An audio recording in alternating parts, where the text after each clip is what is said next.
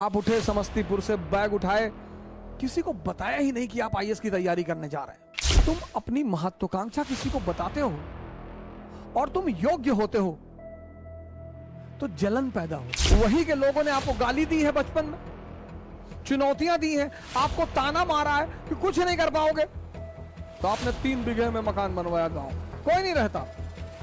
जीवन में तुम्हारी योग्यता तुम्हारी सबसे बड़ी दुश्मन होगी, उसको छिपाना है।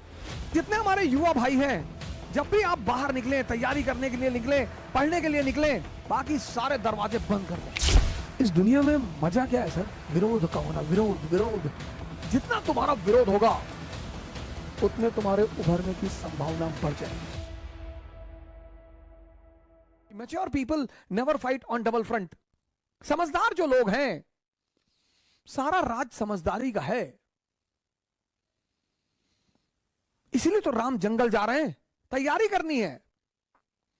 कुछ लोग आईएएस की, अगर आप बड़ी बड़ी तैयारियां कर रहे हैं, गौर से सुनिएगा इस बात को, अगर आप जीवन में बड़ी बड़ी तैयारियां कर रहे हैं और हर फ्रंट पे लड़ रहे हैं, किसके रिश्तेदारों ने, किसके पट्टीदारों ने किसको खुश रखा है? हां, जब आप ऊंचाई में पहुंच जाएंगे तब ये लोग भाग कर आएंगे। दुनिया में 3 लोगों के बिना आप नहीं रह सकते और 3 लोगों के साथ नहीं रह सकते। कौन है वो 3? पहला है आपके दोस्त, दूसरे हैं आपके पड़ोसी और तीसरे हैं आपके रिश्तेदार। इन तीनों के बिना भी आप नहीं रह सकते और इन तीनों के साथ भी आप नहीं रह सकते। इन तीनों से अपने आप को बचाना ही योग्यता है। आप उठे समस्तीपुर से, बैग उठाए, किसी को बताया ही नहीं कि आप आईएएस की तैयारी करने जा रहे हैं, बताया ही नहीं, आपने चर्चा ही नहीं की। अगर किसी ने पूछा कि दिल्ली जा रहे हो, हाँ वो इन्फो जॉब लग गई है, ऐसा ही जॉब लग गई है। बेंगलोर जा रहे हो, हाँ इन्फोसिस में जॉब लग गई है।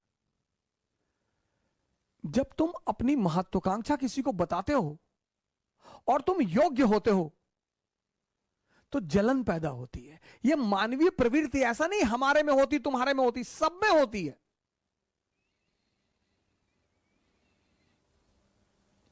सब में। अभी तुमको ऑस्ट्रेलिया में आईएएस बना दिया जाए, तुम नहीं जाना चाहोगे। कौन जानता है तुमको ऑस्ट्रेलिया में हो गए आईएएस। इसलिए जब तुम आईएएस बनते हो, मंत्री बनते हो, नेता बनते हो, अपने घर की तरफ भागते हो। जितने लोग बंबई में कमाते, दुबई में कमाते, कमा वहां रहे हैं, मकान बनवाते हैं गांव में 2 बीघे में, हाँ बड़ा मकान, बड़ी बड़ी दीवारें और करीब 1 बीघे में मकान और ट्रैक्टर खड़ा हुआ है। क्यों? क्योंकि वो जो पट्टीदार हैं आपके, वो डेली उस मकान से गुजरेंगे और डेली मरेंगे। उसका मजा है सर। दूसरे को क्या दिखाना सर? अब आप गोरखपुर से गए, सेटल हो गए बंबई में, कौन जानता है आपको बंबई में, लेकिन बैजूडीहा गांव के आप रहने वाले हैं।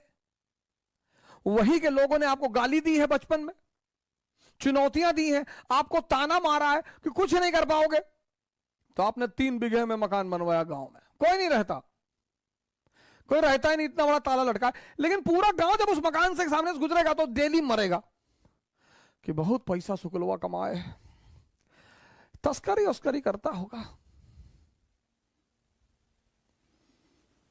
दुनिया में तुम 3 लोगों के बिना नहीं जी सकते और तुम 3 लोगों के साथ नहीं जी सकते।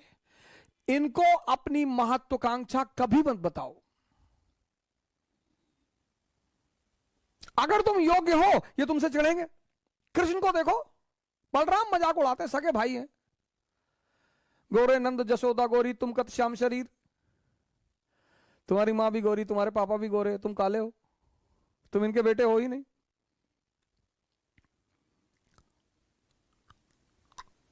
फिर बलराम एक दिन कृष्ण से कहते हैं कि ये वृंदावन के यादव लोग तुमको पीटने का प्लान बना रहे हैं। बोले क्यों? बोले तुम इनकी बीवियों के साथ नाचते हो, पीटेंगे नहीं? अरे बोले यार तुम भाई टेंशन मत लो, हम हैंडल कर लेंगे। एक दिन बारिश हो रही थी वृंदावन में और कृष्ण ने गोवर्धन पर्वत उठा लिया उंगली पर। अब आप सोच के देखो कि कोई अपनी उंगली पर पर्वत उठा ले, डिमॉन्स्ट्रेशन ऑफ पावर। शक्ति का प्रदर्शन। तब यादवों ने कृष्ण से कहा कि देखो भैया, तुम बीवी के साथ तो नाच ही रहे हो, तुम साली के साथ भी नाचो, हमको कोई टेंशन नहीं है।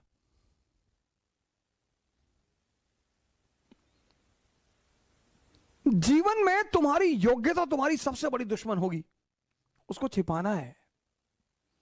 98% लाना योग्यता नहीं है। वो सेल टैक्स कमिश्नर थे लखनऊ में, सुसाइड कर लिया, 2-3 दिन पहले की बात है। योग्यता है इस दुनिया को हैंडल करना। एक साहब है हमारे मित्र, कहते हैं तुम नौजवान क्रांति चला के सबको बचा लोगे।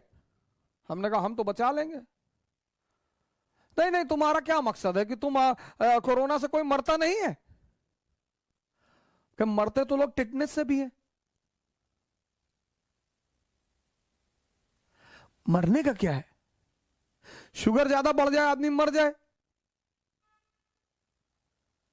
दूध ज्यादा पी ले डायरिया हो जाए मर जाए। मौत को तो बहाना मांगना है ना, उसे तो बहाना चाहिए। जो बड़ी क्रॉनिक बीमारियां हैं, कैंसर, बड़े सारे लोगों को मैं जानता हूं 10-10 साल से जिंदा है, कुछ नहीं हो रहा है।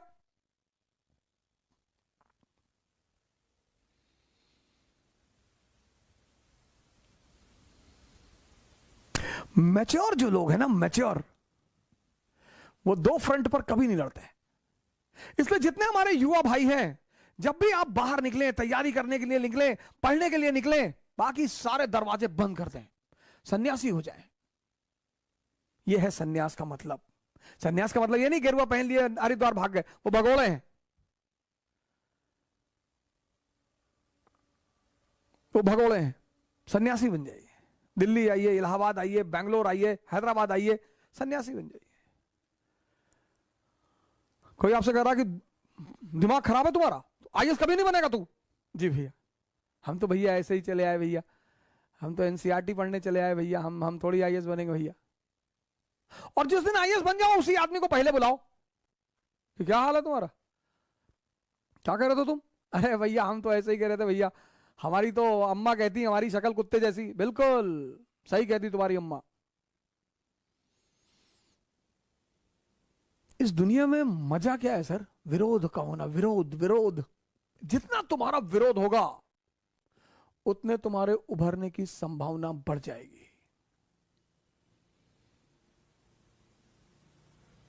विरोध मुर्दे का नहीं होता सर, चाहे जितना बड़ा अपराधी हो, जब मरता है ना तो दुखी होते हैं लोग। तुम्हें पता करना है कि तुम जिंदा हो कि नहीं। अगर तुम जिंदा हो तो लोग तुम पर हंसेंगे, अगर तुम जिंदा हो तो लोग तुम्हारा विरोध करेंगे। ये सब जिंदा होने की निशानियां हैं सर। गलत जो भी है सर उसका विरोध करिए, लेकिन समय पे करिए। समय का सिद्धांत अगर आपको नहीं पता है ना, अब कृष्ण अगर जेल से निकल सकते हैं पैदा होते ही, और कंस के राक्षसों से लड़ सकते हैं, तो पैदा होते ही अपने मां बाप को भी तो निकाल सकते हैं। नहीं निकाला। समय का सिद्धांत पता है सर। हमारे बहुत सारे भाई बहन हैं जो समय से पहले लड़ना चाहते हैं। नहीं सर,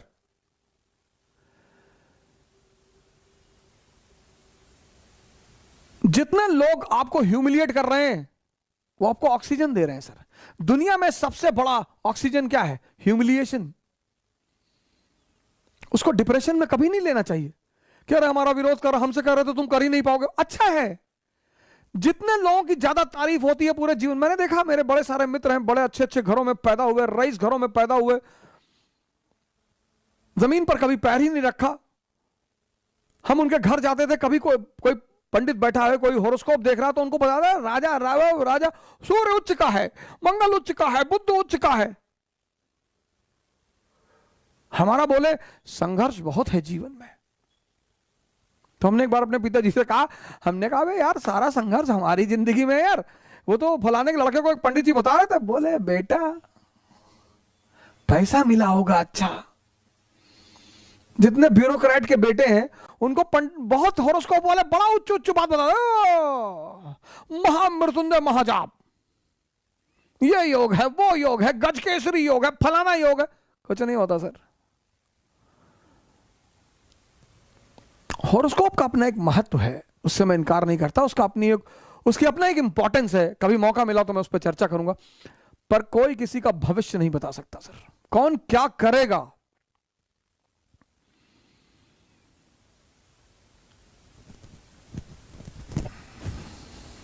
राम को तो पता ही नहीं कि उनकी पत्नी को उठाया जाने वाला है। ये इस धरती का नियम है सर। यहां भगवान भी पैदा होगा तो उसको अगले पल का पता नहीं होगा, लेकिन भगवान क्या करेगा, वो प्रेजेंट में जिएगा, अगला पल अपने आप अच्छा हो जाएगा। इंसान क्या करेगा, वो पिछले पल की सोचेगा या आने वाले पल से डरा रहेगा। इसलिए जिसका प्रेजेंट अच्छा नहीं होता उसका फ्यूचर कभी अच्छा नहीं होता। तुम्हारा अगर प्रेजेंट अच्छा है, इसीलिए तुम देखो क्या वर्ड है प्रेजेंट। प्रेजेंट मतलब तोहफा।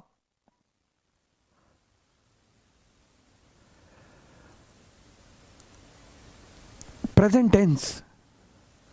तुम अपना प्रेजेंट अच्छा कर लो, तुम्हारा फ्यूचर 100% अच्छा होगा, क्योंकि तुम्हारा फ्यूचर बनेगा किससे, तुम्हारे प्रेजेंट से।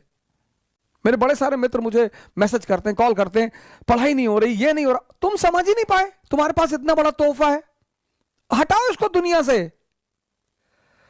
बुआ ये कह रही थी, मामा ये कह रहे थे, चाचा ये कह रहे थे, अब्बा ये कह रहे थे, फलाने, कहने दो।